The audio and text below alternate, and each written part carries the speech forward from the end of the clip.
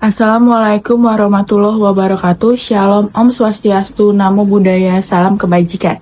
Nama saya Ansila Serafina Winarta dengan NPM 24063782666. Pada hari ini, saya akan memperkenalkan dan menjelaskan tentang tesis saya.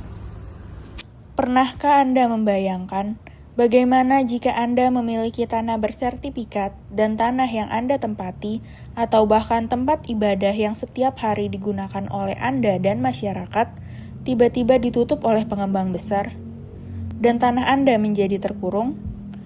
Tesis ini berjudul Analisis Pelaksanaan Pemberian Hak Akses Jalan dalam Putusan Mahkamah Agung Nomor 224 PK/PDT/2025.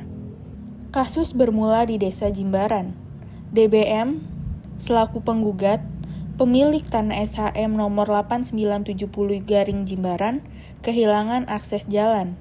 Jalan ini bukan sekedar jalan untuk menuju tanahnya, melainkan jalan tradisional menuju Pura Batumejan, Pantai Sempaning, dan Pantai Bene, yang telah ada sejak lama. PT JH, selaku tergugat, menutupnya dengan portal dan pos jaga, dan menyatakan bahwa jalan tersebut berada di atas tanah HGB milik mereka, sehingga mereka berhak untuk menutup jalan tersebut.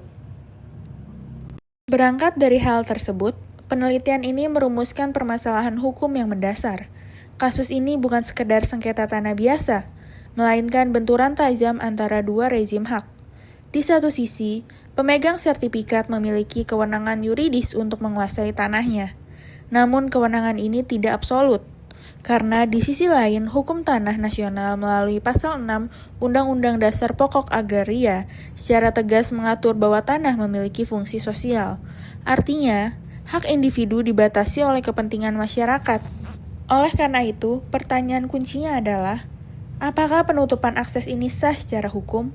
Dan apakah majelis hakim sudah menerapkan keadilan substantif dalam mendudukan fungsi sosial tanah di atas kepentingan individu semata?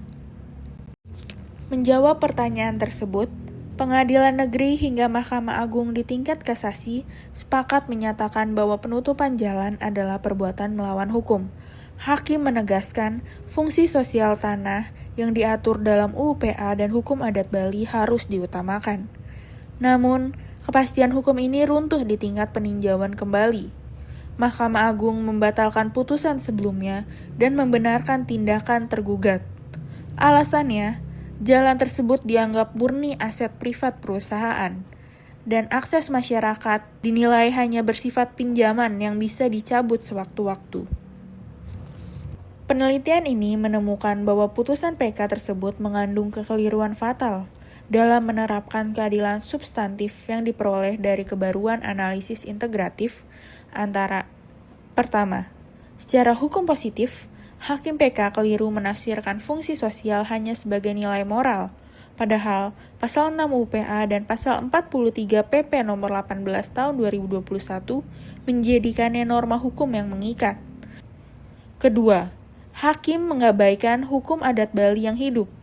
Awik-awik Desa Adat Jimbaran tegas mengatur konsep Karang Kebebeng yang mewajibkan pemberian jalan bagi tanah yang terkurung. Dengan mengabaikan norma adat ini, putusan tersebut telah mencabut hak akses yang secara sosiologis dan yuridis telah lama dimiliki oleh masyarakat. Dengan demikian, putusan MA nomor 224 PK/PDT/2025 gagal mewujudkan keadilan substantif karena lebih mengagungkan formalitas sertifikat di atas kemanfaatan sosial. Oleh karena itu, penelitian ini merekomendasikan perlunya penerbitan Surat Edaran Mahkamah Agung atau SEMA untuk mempertegas batasan hak privat dalam konteks fungsi sosial, serta penguatan aturan adat Karang Kebebeng ke dalam peraturan tertulis. Langkah ini krusial agar sengketa serupa di masa depan tidak lagi mengorbankan hak masyarakat atas nama investasi semata.